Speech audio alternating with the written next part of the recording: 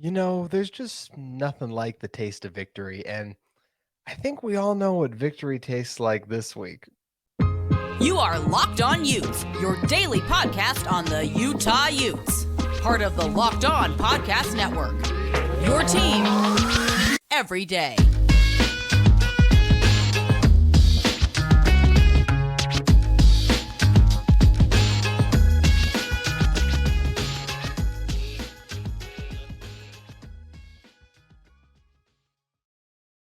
Hello, everyone, and thank you for making Locked On Utes your first listen every single day. We are available on all platforms, including YouTube and wherever you may get your podcast. If this is your first time listening to our show, make sure you guys like and subscribe. I'd love to interact with you guys in the comments. Also, today's episode is brought to you by Gametime. Download the Gametime app, create an account, and use code LOCKEDONCollege for $20 off your first purchase.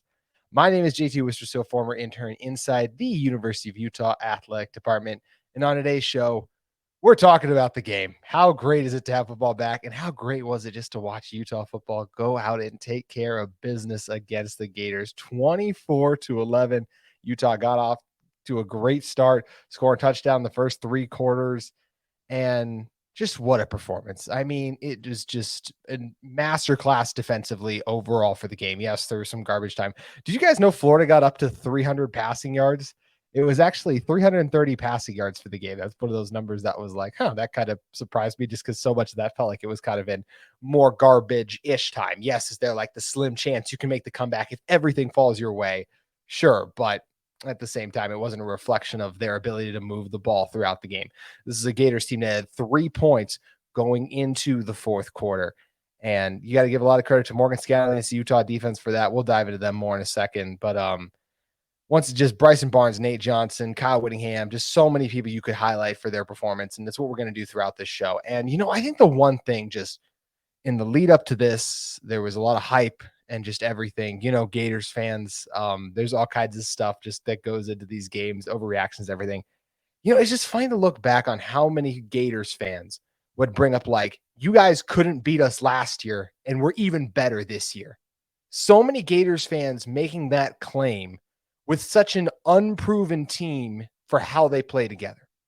One of the reasons I was so high on Utah in this game is not just because they were at home, which obviously very well played in Utah's favor. And how about all those Gators fans? I think Brandon might have mentioned this as well, too, just talking about how, Rice-Eccles Stadium, we've played in SEC stadiums before, yet Chris Fowler and Kirk Herbstreit on the broadcast continued to talk about how loud that stadium was. Despite those guys having called lots of games in SEC stadiums before, they even mentioned how loud it gets at Rice-Eccles Stadium. We saw the decibels for the sound in general, and obviously had a little bit of an impact on those offensive linemen jumping off sides, having trouble communicating and picking up blitzes.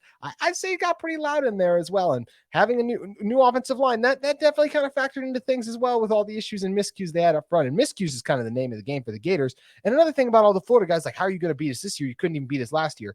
It's so hard to win on the road in college football. I know, in fact, the Gators didn't do it a lot last year, so I don't know why. I think it was, once again, just that whole, we're the SEC. You're in the Pac-12. We're going to be better. It's like, no, Utah football is really, really, really good right now. And this was a really, really good team, a better team that just beat you with a backup quarterback.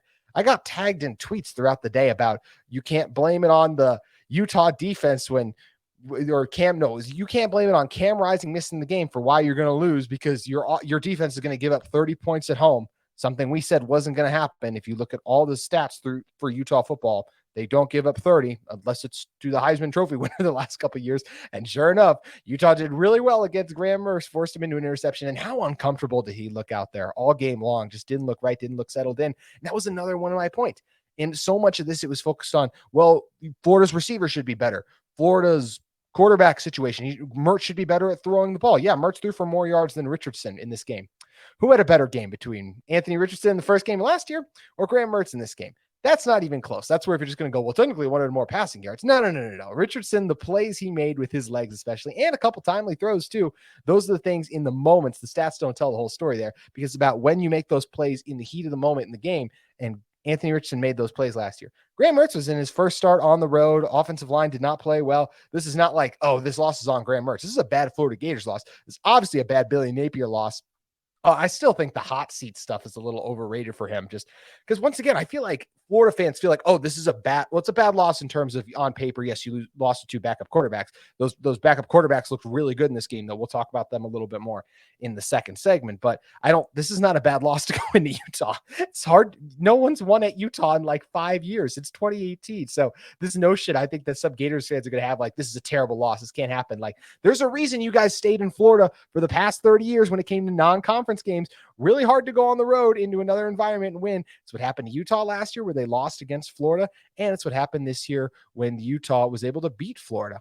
It's just hard to win on the road in college football, and I think so many Gators fans overlook that. And those fans also totally overlook how long it takes a team and roster to come together when it is brand new. Once again, hard to win on the road, and especially hard to win on the road.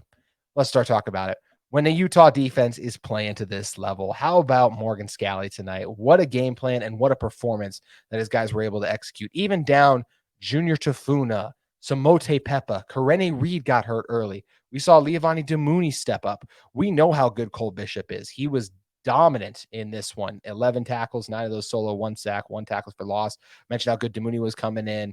How about the defensive line? I mean, Fotu, Tanu Vasa was the guy. How about the spin move, Tanu Vasa, for the sack in there? Utah had 5 sacks in this game. Jonah Ellis, that was something we talked about. Is Ellis going to be able to pick up where he left off last year? Yeah, he absolutely was able to. And it wasn't just like, that was not a fluke of a 2-sack performance. He was constantly applying pressure. How good did Logan Fano look? My goodness, that man is a freak off the edge. What a great job applying pressure.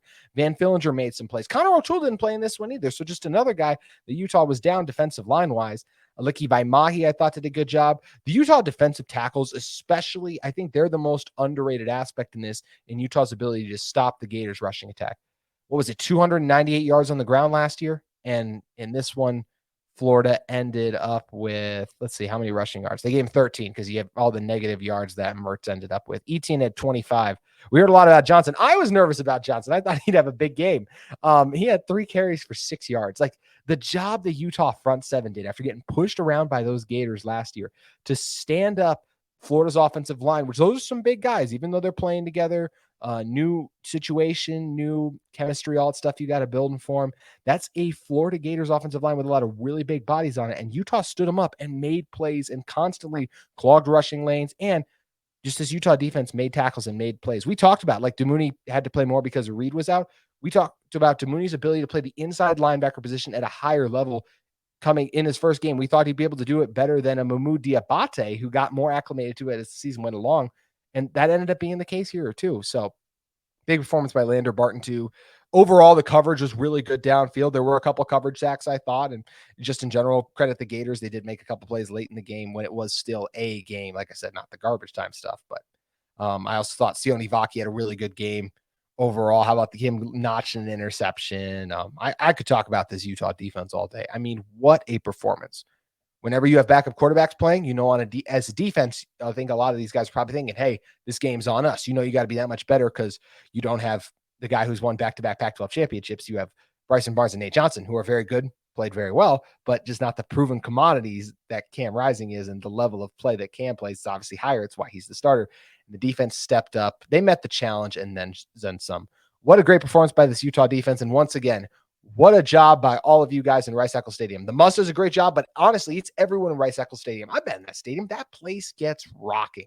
So I credit all of you guys for making it tough on the Gators offense. Graham Mertz was never comfortable. The offensive line was never comfortable. There was never rushing lanes. There was constant pressure being applied. You could tell Mertz started to get kind of see ghosts in the pocket.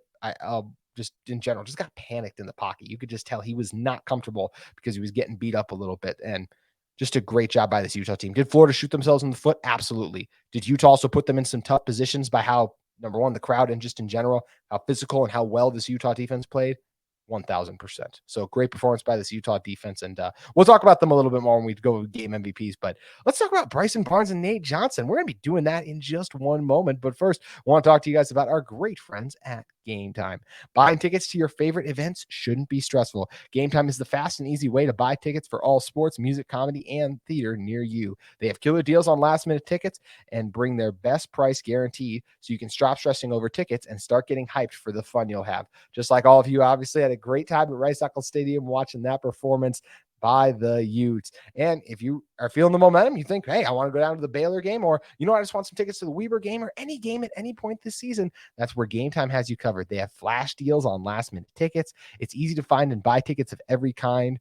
And there's also images of your seats, so you know what kind of a deal you're getting by having that view pop up on your phone before you buy the tickets. You also get the low price guaranteed and event cancellation protection and even job loss protection. So forget planning months in advance. Gametime has deals on tickets right up to the day of the event. Get exclusive flash deals on tickets for football, basketball, baseball, concert, comedy, theater, and so much more. There's so many great features with Gametime. So download the Gametime app, create an account, and use the code LOCKEDONCollege for $20 off your first purchase. Terms do apply. Again, create an account and redeem code LOCKEDONCollege for $20 off. Download Gametime today. Last minute tickets, lowest price guaranteed. And it's great whenever Utah wins a game is that everyone's going to be talking about how Utah won a game. And they're going to be singing the praises of this Utah football program that looked nice, lights out on national TV with ESPN and everyone watching. And of course, with how good Utah looked, that Utah is going to be brought up on tomorrow's college football kickoff live show on the Locked On Network. College football season is here, and this season, Locked On is kicking up their coverage with Locked On College Football Kickoff Live each Friday. Each Friday, Locked On will go live from 11 a.m. to 1 p.m. Eastern Time on every Locked On College YouTube channel kickoff, where they will broadcast the college football kickoff live, and they will cover playoff implications, conference rivalry, and go in depth like only Locked On can. I have a feeling they'll be talking about the Utah Utes on tomorrow's show, and I might even be making a brief little segment appearance on there. Not myself joining for a live segment, but they're going to clip some of the stuff that I've been talking about and add it onto the show because got to talk about Utah football after that performance. Am I right? So make sure you guys head over and check out Locked On College Kickoff Live. Once again, 11 a.m. to 1 p.m. on any Locked On College YouTube channel. So you can even find it just on the Locked On Utes one if you want to hear some other people on the Locked On Network gushing about the Utah Utes. But before you go over there and click on that show, you got to finish listening to me gush about this Utah team because I got a lot more left to say, especially about that Utah offense. What a start. So the defense gets the 3 and out on the Gators. Bryson Barnes trots onto the field. They asked Whittingham about it, right? And he was like, yeah, we've just been conservative on our first plays so many times. Like, we thought to open it up a little bit. They let Bryson drop back. Good job by Spencer Fano on the first play, giving him some time too. Very up and down game for Spencer Fano. You could tell he was a true freshman out there, but he definitely won a lot of his reps too. And I think that was really encouraging. Yeah, got called for a holding penalty, got beat a couple times in the run game and just in pass protection. But for what Utah has to do for a true freshman, a guy I did not think would start at all this year, I thought he played really well, all things considered. Like I mentioned, definitely mistakes, things to improve on. But for a true freshman starting at left tackle, I thought he played a really good game with all things considered. But in general, just going back to that first play, what a dime by Bryson Barnes to Money Parks. I mean, just an absolute howitzer of a throw, dropping it in the bread basket. The Gators defenders collide with each other. Made me laugh a little bit. I thought about the USC one where the guys also collided with each other. And yeah, just a beautiful throw by Bryson Barnes. And I thought Bryson Barnes played really well. I actually think you can make a lot of cases that the coaching staff didn't do Bryson a lot of favors in this game in some ways, in my opinion, because they kind of got him out of his rhythm. And I love that we saw a lot of Nate Johnson. I thought Nate Johnson was doing a good job too when we got to see him. But obviously Bryson is the better thrower of the two right now. And there were a lot of times it would just be like 3rd and long, and they're like, Bryson, get on the field and go save us. And that was after we hadn't seen him for a little bit. So I thought there were at times that Bryson wasn't allowed to, after he was showing signs of doing really good, they did take him out because they liked what Nate offered. And obviously Nate did have a good game, but that's where it is just tough if you're Bryson to get in that rhythm. And I think we saw that play out on a couple of his throws, but I thought Bryson did a really good job managing the game. This is exactly what we were talking about with Bryson Barnes. Bryson Barnes can be a part of the reason you win, not the reason you win. And we saw that in this game. He had a couple of throws that in other games might have been intercepted if luck wasn't on Utah's side with how they turned out. He tested double coverage one time, just throwing one up to Thomas Yasmin. But I thought he made a good job distributing it. He also should have had another first down, a couple other first downs. The one in particular that stands out to me is when Micah Pittman just dropped that ball in the flat. Would have been an easy 15-yard gain, and just one of those like kind of week one instances that look, if that's kind of the worst thing that happened to Utah, I saw a lot of week one stuff happening to the Florida Gators. So I think we'll take that trade-off. It's okay. But overall, I thought Bryson did a good job. I thought he did a much better job of operating when under pressure too. Fired a tight pass into Thomas Yasmin, got a couple other completions, did a good job rolling out to the right and left when he felt that pressure rushing in on him as well.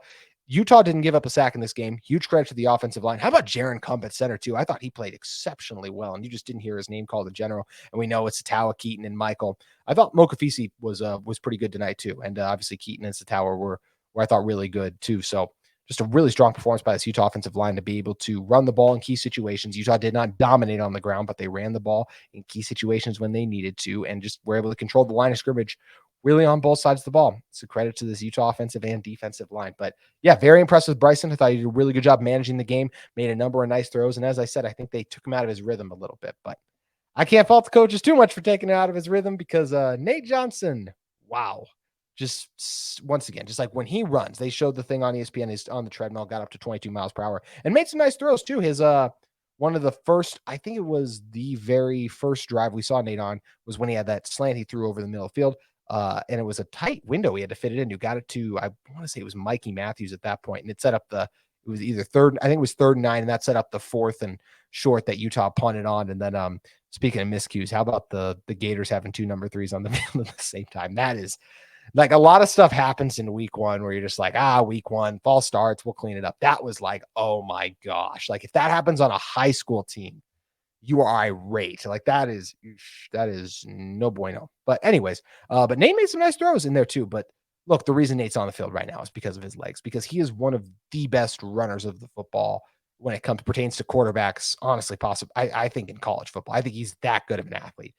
He made one of the Gators defenders on his long touchdown just look ridiculous in space because that's what he can do. And there's very few quarterbacks that can do that stop and start, that acceleration, the recognition to make those cuts, to kind of follow his blockers in general too. And just ability to separate when he just takes off, and watching him fly on that touchdown was a thing of beauty too. So really impressed with the game Nate Johnson had as well. And I think if it's going to be very hard for this Utah team if Cam's not ready to go. And we did get a little bit of a Cam update. This one comes from Josh Newman, who just tweeted out that Whittingham said that Rising has received more latitude from the medical staff and will practice with no limitations next week. Now, whether that means we're going to see him against Baylor, I have no idea. That's going to be an interesting thing. If we don't see him against Baylor, I highly doubt we'd see him against Weber. I think the earliest we'd see him is against UCLA, but just something interesting to monitor for. I think he does have a chance to play next week, but I also thought he was going to play in this game, and he didn't. So I'm not really making any predictions on that in general. And just once again, just what a performance by this Utah football team. And got to give a lot of credit to Bryson Barnes, Nate Johnson for their ability to step up and make those timely plays a couple times when they did tonight. The offense wasn't flawless. It is week 1 with backup quarterbacks in the game too. And I thought both those backup quarterbacks did play pretty well overall. Also moving on to some other offensive standouts to me. This one, look, Money Parks obviously had the big play early, but like watching Mikey Matthews just flash and grab a couple balls. Pretty much all the guys for Utah that we thought could be involved in the offense were involved or at least targeted at one point. Obviously, some guys made more plays than others. Mikey Matthews, already mentioned him in particular. All the grabs he had. Devon Bailey had 2 catches for 14 yards. Nearly had a touchdown pass, just overthrew Mekhi Bernard. That would have been really, really fun too. Mickey Sukaturaga was fun to see him make a grab too, but and other guys like Micah Pittman, he had 2 for 9 yards. Should have had a first down, just a week 1 dropped. And then Emory Simmons was even targeted and got on the field a couple times too. Like I think once Cam gets back is when we'll, and maybe even Bryson, if he stays in, and Nate as well, just as the season goes on, they get more comfortable, more acclimated. I think we're going to see a lot of these Utah pass catchers making plays. It's going to be games like this where one day Money has the 70-yarder, and I think there's going to be days where Simmons has like 2 for 50 yards, because that's just, I think this Utah receiving core and just pass catching core in general, when you include Thomas Yasmin and when Brant Keithy gets back in, that is one of the best we've had out here in a couple of years. And I think that's really exciting that it's a strong supporting cast supporting these guys. So that's something I'm excited about, is all the weapons on the outside. Last thing, I think on the running game, I think Whittingham said like the running backs have to be better.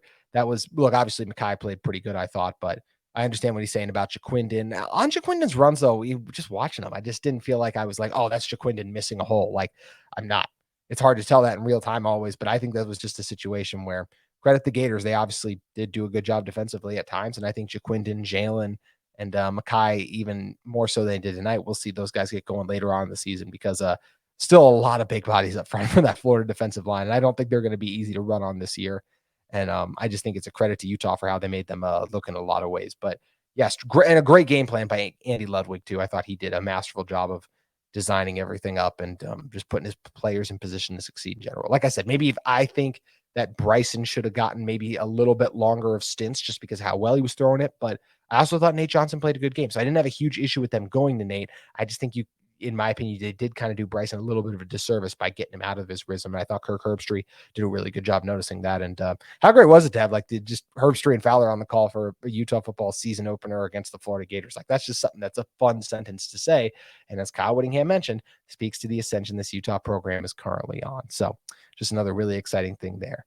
Want to give out some game balls when we come back. We'll give out a lot of the main guys we've already talked about, but I do got a couple surprises, including a couple on special teams, and we're going to hit on those names who I think deserve a little extra shine in a moment. But first, want to talk to you guys about our friends at UCCU.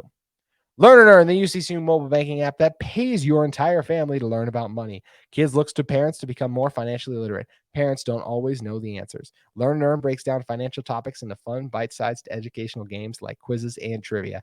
Every time a family member completes a topic, they earn points that occur and can be redeemed for gift cards to stores like Amazon, Apple, Sephora, Walmart, Nike, and more. There's age-appropriate content for every member of the family who can compete against each other and track their progress on leaderboards. Learn and Earn is inside the UCCU mobile banking app, so play it anytime, anywhere. The more you play, the more you learn, and the more you learn, the more you earn. Learn and Earn, part of UCCU's award-winning Be Money Smart youth banking program, helping kids, teens, and parents have fun while becoming more financially literate together. UCCU, love where you bank. Alrighty, close this one out. Let's do some game balls. First one, how about Jack Bomeister? Just booming punts all over the field. That was something that I thought was really fun to be able to see. It's just his ability to flip the field. He ended up with 6 punts for 311 yards. He averaged 51 yards a punt. His longest was 64. Just launching them out there. I think that's a big thing for Utah if Bomeister is able to keep that up throughout the season. I think that is something that would be huge for this team if they are ever struggling a little bit in the first quarter. Something to be able to flip that field position and not continue to get pinned is something that is extremely valuable. So shout out Jack Bomeister for some booming punts. I think he deserves one of the MVPs. And instead of MVPs, I'll say just call it game ball. That's what I kind of did last year. I was like giving out game balls. So game ball to Bomeister. And I think Cole Becker deserves one as well, right? Launched in that 50-yarder, had some kickoffs that reached the back of the end zone as well. But yeah, how cool was that 51? Yes, he just missed the 55, hooked it a little to the left, but that 51-yarder was awesome. And I knew as soon as he made it too, I'm like, the Bryce Eccles is going to be really loud after that goes in. So I think that was another thing that was really exciting too. So awesome stuff from the special teams. Pittman and Vaki did fine on Pittman made one small mistake. I thought just, kind of trying to retreat a little bit, but it's hard not to. Week one, want to make some plays. I totally get it. So either way, feeling really good about the Utah special teams. Something we talked about on yesterday's show, how they could be the difference. I thought the punting of Bomeister put Utah in a positive spot, and Becker's ability to boom in big kicks and get those touchbacks also critical. That 51-yarder was nice. Also, other game balls, do think you got to give it to Bryson Barnes and Nate Johnson. How about Bryson saying he knew he was going to start for about a week? And you heard Fowler and Herbstreit multiple times on the broadcast talk about how they just were so impressed with his preparation. The coaches talking about him, how ready he was for this opportunity because of how well he prepared for it, and how awesome that he got to reap the benefits of on the very first play when he connected with Pittman with Parks for that 70-yarder. Just special stuff you love to see. And Bryson's had so many special moments and just great in general, just fun moments with this Utah team that I think are it's really exciting overall. So Bryson gets one, and obviously Nate has to get one too. The long touchdown, a couple of fun explosive runs. Nate Johnson and Bryson Barnes both stepped up for this team and definitely deserve game balls for leading this offense to 24 points, even if they got some help by like a Sione Vaki interception and things like that too. So either way, obviously Cole Bishop's got to get one. Anytime you lead the defense in tackles like this, I think you need to get one. DeMooney did a really good job stepping up when Karene Reed got hurt, was just a very strong tackler. And look, Utah, I'm trying to figure out now. I don't think Utah missed over 10 tackles in this game. Maybe they did slightly, but I don't think it was. I know it wasn't 29. I know it wasn't 29. I could say that with full confidence. So a much improved performance by the Utah defense. And I think DeMooney has a large part to do with that too. Also, game ball, I could pick a couple players on the defensive line, but I think the entire defensive line does. To be able to shut down the Gators rushing attack like this, to hold them to 13 rushing yards, and it should be a little more, but all the sacks on Graham Mertz kind of changed that. But even the sacks is part of the reason the D-line's getting game balls, because of Jonah Ellis, because of Tanu Vasa, because of Logan Fano, because of the pressure that was applied and just that ability to fill those gaps and not give the running backs any room to get any extra yardage out. The Utah defensive line was dominant. They were fantastic, and it was awesome to see Utah football push around an SEC team. Death taxes in Utah football. The great philosopher Joseph Klatt. Just things you love to hear, and that was what it played out tonight for Utah in general. So really fun to see. And I saw even Matt Miller of ESPN and the NFL Draft Scout just commented on, or just the Draft Scout, I believe it is, just commented about how it just was crazy to see Utah just push around Florida like that. And something we knew Utah was capable of it, but it's cool to see it play out for sure. Last game balls. I remember I did this for the Pac-12 championship game last year. I'm going to do it again for this one. Masterclass in coaching by Andy Ludwig and Morgan Scalley, in my opinion. The game plan was great. It was a great job by Morgan. Once he could feel that Mertz was a little like flustered, Scalley did a great job of choosing when to rush for, when to blitz. I thought he did a really good job sending like Zamiah Vaughn late in the game, sending Lander Barton, just the various guys that got home, sending to Mooney. You're sending so many blitzes that Logan Fano at the end of the game doesn't even get touched because the Gators offensive line wants to leave the last guy off the edge and just a miscommunication occurs. So things like that, mixed up the coverages. Morgan did a great job as always. And Ludwig with two backup quarterbacks, I thought put both of them in a great position to succeed. We already gave them game balls too, so credit them for how they executed. But I thought Ludwig called a great game in general. I thought he did a good job trying to establish the run. Like I said, minor complaint about Bryson Barnes. I think he should have played a little bit more in some of those situations rather than just bringing him in on a couple third downs and being like, oh, hey, try to save us right here, Bryson. But that is a very minute detail. And either way, Utah was very productive, especially that first play and the runs with Nate Johnson, Bryson able to operate the offense still and get some positives going. All huge pluses for this Utah football team. And yeah, just so great that Utah's won at 24-11. I was so nervous that we were going to be here that random times. Like for those of you that comment on my shows on YouTube, which I greatly appreciate and enjoy interacting with you guys there. I was so worried that like it's going to be a month from now and I see a Florida Gators fan pop up and be like, my favorite, okay, I'll let you guys this here. My all-time favorite comment was last year. I got one from a Gator fan who said, you guys couldn't beat the Florida Fire Department, which I think I commented back to him. I'm like, wait, we lost on the final play. So doesn't that mean that you couldn't either? He's like, well, no. And it's like, I'm just going based on your logic. But like, I don't have to deal with that. That's what I'm so excited about. I'm sure some Gators fans will have excuses. That's totally fine. Florida, I think you guys will be better, and I think you'll figure some of your issues out. It's hard to win on the road in college football and very hard to win against Utah, one of the best teams they're going to play this season. Although I saw they had like one of the third toughest ranked schedule according to ESPN. So apparently those tough games are going to continue in general. But I think this was a really good win for Utah. I think it'll look good by the end of the season too. I think this is the worst performance that Florida's going to have. And I think this Utah defense and just this Utah team, offensively, defensively, coaching-wise, special teams, all deserves credit for forcing the Gators into a bad game. So credit the Utes for putting the Gators belly up and starting the season 1-0. Utah's 1-0. They get to sit back, watch Baylor this weekend, and get ready for their trip down to Waco. And yeah, that's going to do it for this edition of Locked On Utes. Remember, Locked On College Football Live, Locked On Pac-12 also has you covered if you want to know what's going on, and the Pac-12's farewell tour. But Utah starts the season 1-0. College football is back. It was awesome watching the game. I hope you guys all enjoyed it as well. And I cannot wait to be back with you guys next week. We'll be watching the film back of this one, breaking down a couple of things,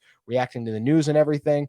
Camerizing my play. So we're going to continue to at least talk about it. I'm not going to predict anything, but we're going to at least talk about it. So lots of fun stuff still coming up on Locked On Utes. But once again, have a great weekend because the Utah Utes are 1-0 and they just beat the Florida Gators. Have a good one, everyone.